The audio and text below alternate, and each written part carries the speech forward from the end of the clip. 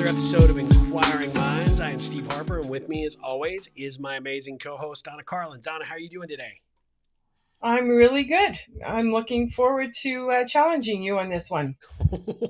Oh, I don't know if I can accept that challenge, but let's see. What are we talking about today? So I love this one. I love them all. What could I tell you? It's a reflection.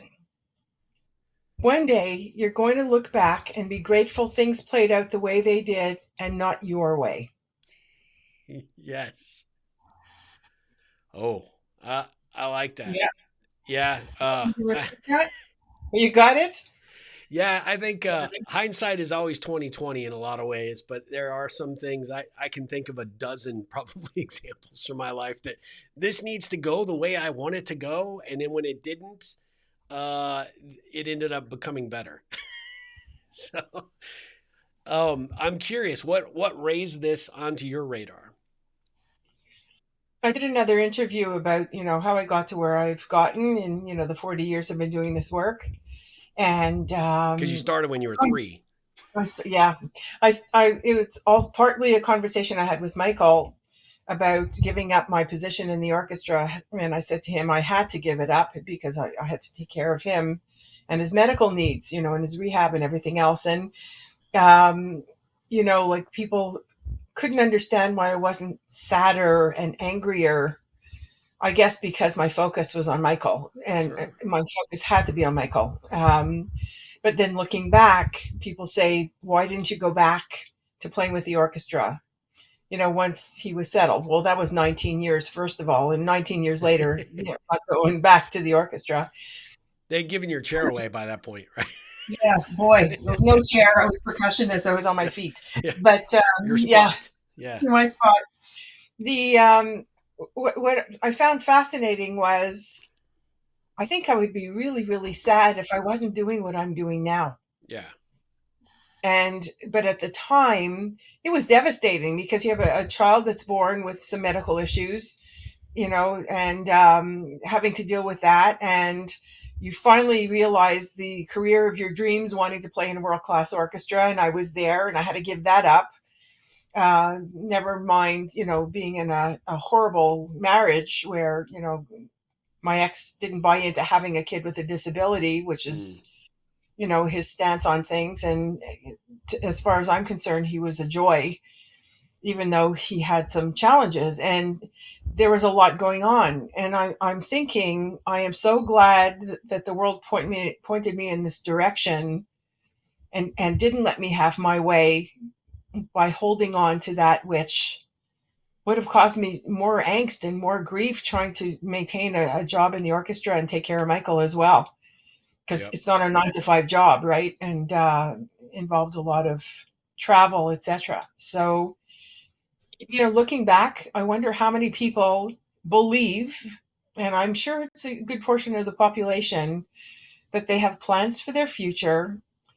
They'll get married or they won't get married, and they'll have 2.5 kids, or 5 kids, or whatever. They want a lot of kids, no kids, Yeah. whatever it is, and they want a career in X, and they're planning their life to the nth degree, and then actually life happens.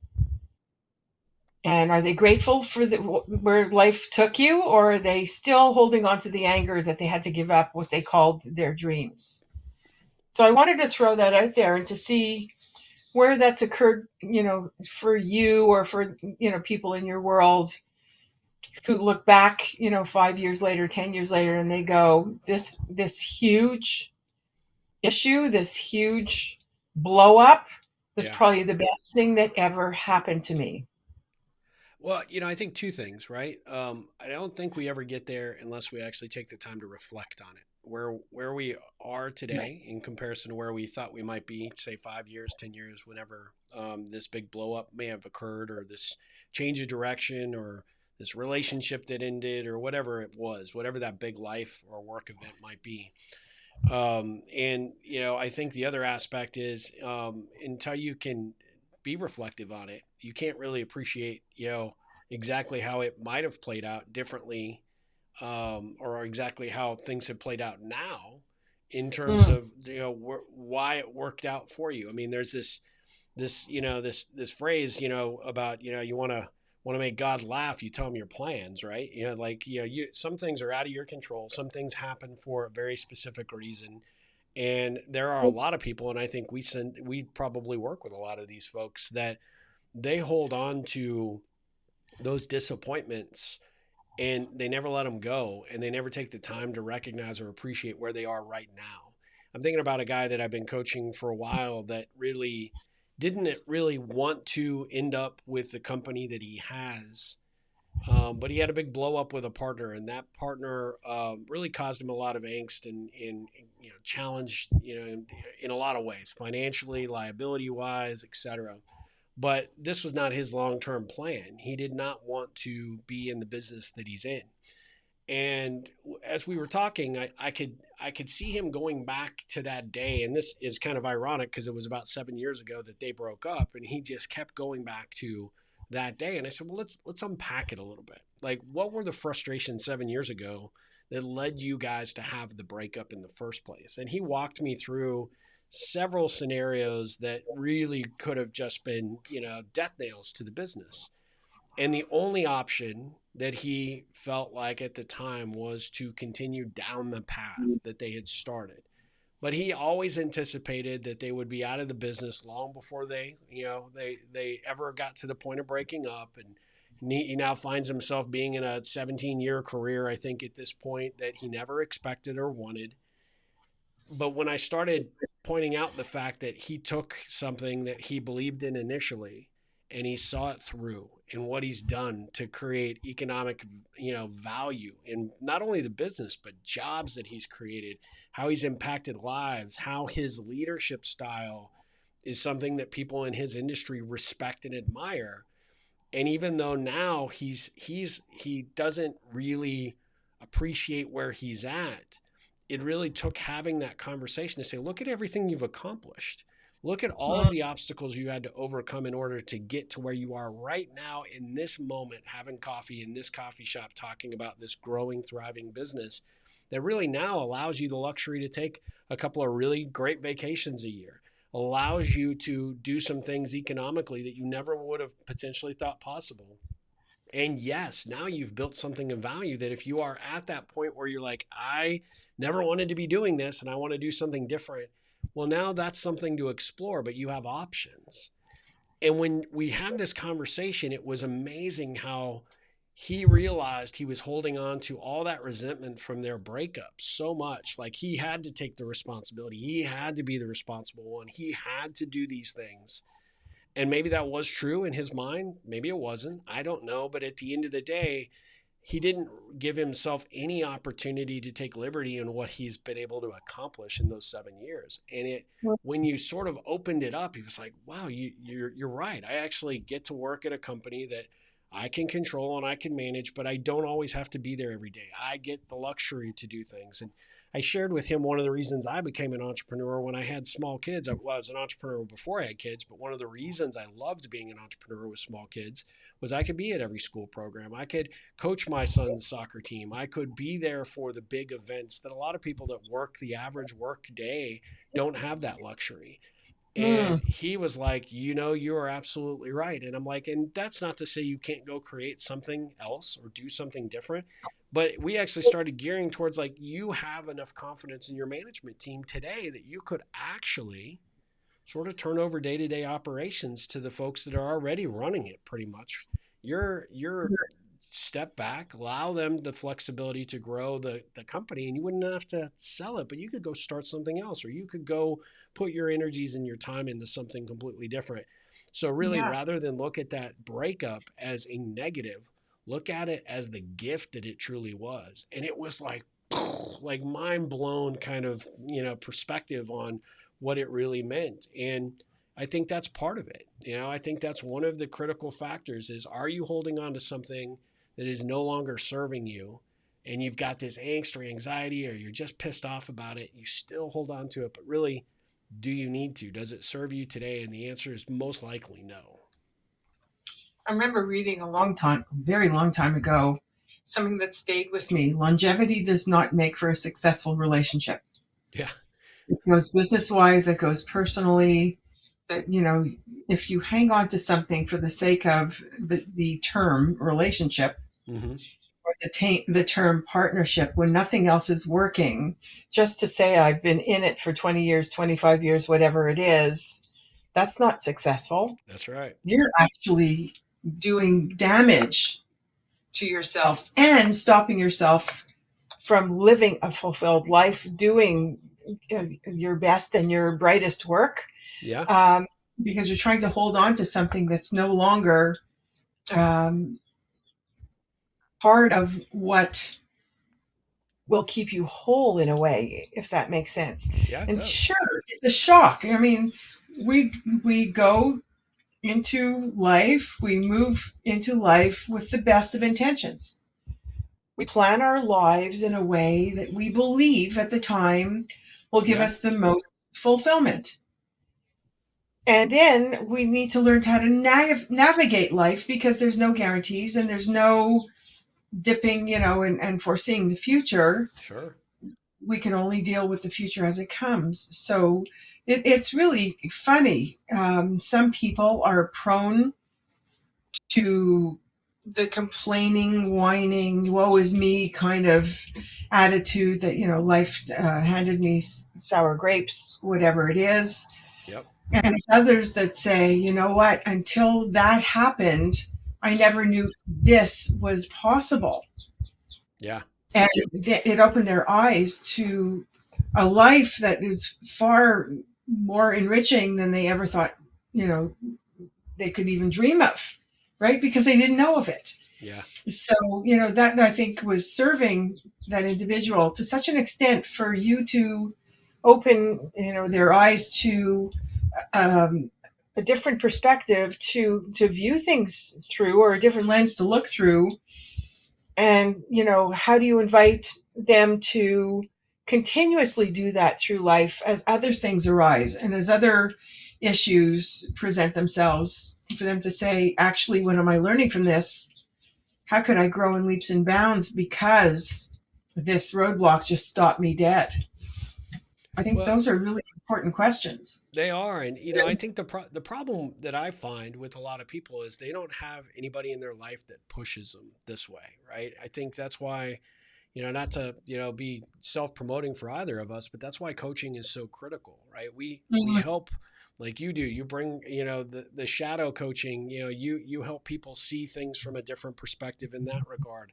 I look at things mostly through the relationship aspect, because all life just happens around people, right? And it's the relationships that we either aren't developing or need to be developing that are really critical elements to our success. But a lot of times these things that people are holding on to, they hold on to them in anger, they hold on to them in shame, they hold on to them in levels of disappointment. And sometimes it just takes somebody to say, well, let me ask you, how's that serving you today? How is that impacting you? How you're looking at yourself, the confidence level that you have, how you walk into a room, how you lead your team, how your significant other views you, when you come to the house at the end of the day. And you see people like, oh my gosh, like, I don't think about it in that way. And sometimes it takes that, a better perspective, right? For you to be able to say, I guess you're right, I actually have not thought about that. And just to kind of circle back on this particular client, this guy came back the day after we had our meeting and said, I went home and told my wife exactly what you were telling me. And she said, haven't I been telling you this, like, for 5 years, that, look how lucky we are, how blessed we are. And he said, yeah, you do say that, but that's what you would say, because that's who you are. And she said, no, it's because you don't listen. You don't pay attention. And she said, I'm glad Steve could help finally, kind of break through that noggin of yours to get to that point for you to see it. But we are truly blessed. And you are at a point in your life, in your career, that you have options that you might not have otherwise had you not persevered. And he said, he was so blown away by just kind of this realization of how much that anger and resentment that he had for his former partner was still just driving everything in his life. And so time will tell. We'll see. People fall back into old habits. People do crazy things. But I think at the end of the day, it does sometimes really benefit you to get somebody else's perspective on the issue. And sometimes when something you're holding on to, and that could be resentment, that could be anger, that could be fear, it could be your lack of confidence. When somebody actually calls it out and say, well, how's that working for you? Like Yeah. we tend to do, and you're really good at in terms of getting right to the center of the issue. And when people are like, oh, this big scary or angry thing that I've been wrestling with all these years now, yeah, after talking to you, it doesn't feel like something I should continue to do anymore. I remember working with this one organization within the federal government. I mentioned it, I think, in passing way back when. Head of human resources was impossible, and she was making her team sick. She was just very cutting and demeaning and would demolish them and ridicule them on purpose. I don't know how in the world somebody like this went into human resources, but anyway, Just lucky, I guess. yeah, the organization had celebrated because she put in her retirement papers. And finally, they could take a breath. Then I get a phone call from her senior director saying she withdrew her retirement papers before they could be formalized, and they have no recourse but to take her back on. Oh no. And 60% of the staff quit. Okay, 60% of the staff gave up their jobs, which that's not a joke. Oh my Um, gosh. That's because of nuts. her, and could I come in and help? So I said, well, let me interview her and see what's what and get a sense of who she is, and we'll go that route. And I went in to meet with her, and the first thing out of her mouth, that wasn't even hello. It was, if you in any way, shape, or form do anything to compromise my job and to make my job, put my job at risk, I'm going to sue you for all you've got. To which point I said to That's what she her, told you? yeah. Oh wow. So then I said, no, now I know why 60% of the staff quit. So I said, excuse me, got up from the chair, walked into her boss's office, and I said, no way in hell am I taking this on. And he said to me, like, why? I said, she just threatened a lawsuit. So he said, get her in here. So I said, you get her in here. I'm not I'm not her engaging with boss. her. And he said to her again, this is your last chance. You work with Donna and you figure out how to behave like a human being. This is your last chance. And no threatening with lawsuits. So I said, I'll give it a try. The executive director, who I knew very well, found out that I was engaged with this. He said, Oh what were my. you thinking taking this on? There's a reason why I'm sharing this story. And I said, like, I joked with him, you're ex military, can't you just shoot her? And he said, no, it's not good for my career path. And we chuckled about it. We were just kidding, seriously, just kidding. Remember, Canadian, we don't just go in and shoot people normally. And what was really fascinating about this was, after working with her, and she threatened another client of mine who was dying of stage 4 cancer, and the rest of the, like, her boss knew and the executive director knew, but she didn't know that he was dying, and he was a client of mine. And she threatened me if I ever said anything to him in the hallway, because he was a superior to her, she would have my job. Hmm. And she was HR, she could tear up my contract. So I said, excuse me, went back into her boss's office, and I told him that she threatened me. And I said, I'm firing her, just so you know. He says, you fire clients? I said, not usually, but this one, that's it. I'm firing her. And I said to him, the only way to deal with her is to let her go. He actually put in the paperwork to have her fired, which, if she would have taken her retirement papers, she would have gotten her pension and everything else. Here, Yeah. she just jeopardized her own future. But, I wasn't putting up with that. And I wasn't going to put my other client at risk, who was dying. And I was helping him navigate that. Yeah. And what was interesting was, a couple of years later, I was sitting on a train with this wonderful young man who was a coder for BlackBerry at the time. And I had a BlackBerry, and I was over the moon to talk to this young man. And he said, this woman is staring at you like she wants to kill you. And I looked up, and there she was. And I said, "Oh, geez." Anyway, she walked over to me, and I was waiting for, excuse the expression, the shit to hit the fan. And she said to me, "Thank you."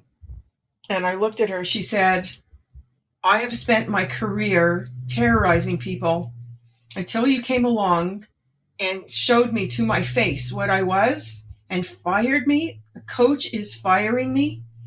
That's the first time I took a good long look at me and my impact and where my life has taken me. And because you got me fired, I went back to school.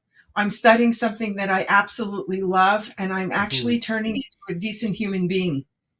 There you go. This goes back to our topic. Life, turns you and presents something to you that you're fighting tooth and nail. She said, I took back my retirement papers because I didn't have a life outside of work.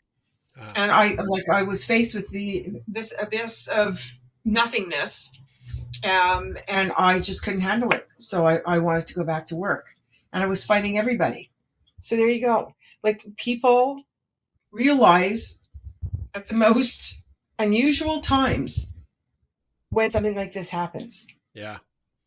Yeah, that's it. I love that story, and I love the fact that she recognized it in the future version of herself, that what she was doing, and that you actually did her a favor as opposed to having or holding resentment. If only they all could think Oh boy, yes. that.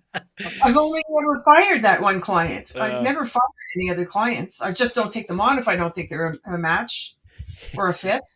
it, I it, don't rem- fire them. it reminds me of a client that I had that was unrelated to coaching. Is one of my former companies, but the CEO of or not CEO, general manager of a major insurance company had retired, and he was an absolute terror. Actually, part of the reason that I decided I wanted to get into coaching, because he was so poor, such a poor leader.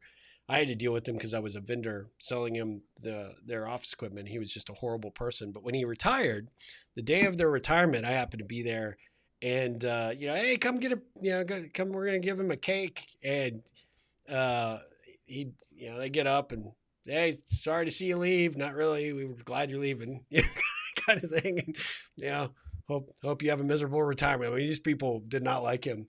And he looks at the cake, and the cake's chocolate. And he didn't say anything, but you could tell. I caught that he was annoyed by the cake. Um, I think the message said "see ya." I mean, that's Really? and so I thought it was the message that annoyed him, and then he cut into it. And normally you'd have a chocolate frosting, and then you'd have a white cake in there, but it was a chocolate cake. And he said to the gal that had been his assistant, "Well, I don't like chocolate, right?" She said, "Yeah, but I wanted to get you a cake that was representative of your heart, so it's black like your heart." And she turned around Wow. and left. And it was like, oh, this is awkward. This is really awkward. But it just reminded me of your HR person. I don't. So things have a funny way of materializing in some very unique ways. Let's just put it that way. And if you treat people poorly and you don't recognize it, you're going to have a miserable rest of your life. And if you do learn from some of the pitfalls and issues that life throws in your way, some of those are the best lessons you could possibly ever imagine, and they will put you on your path to where your true calling is. And I don't know what his true calling was, but I don't. It sounds like with your HR person, it was, at least on a positive path forward, which is good. So, well, we could talk all day long about this. I was thinking of several things that we could really explore relative to this topic. So we may have to revisit it in the future. But Donna, how do people share their 3 cents on this episode, what they took away from it, what they've maybe discovered or learned, and how they're forming some conversations around this topic? How can they get involved and share that with us? Subscribe to our YouTube channel, Inquiring Minds with Donna, Karlin, and Steve Harper, so you'll know when our new episodes come out, and you could comment on that site, or join our Facebook group, Inquiring Minds with Donna, Karlin, and Steve Harper, and tell us what your thoughts are, any future topics you'd like us to discuss, or, what, as Steve mentioned, your 3 cents on what we shared and what we missed, if we missed anything or a different perspective. We would love to hear from you. Absolutely. Well, we'll be back again with another episode of Inquiring Minds. But until then, Donna, take care. You too. Have a good one.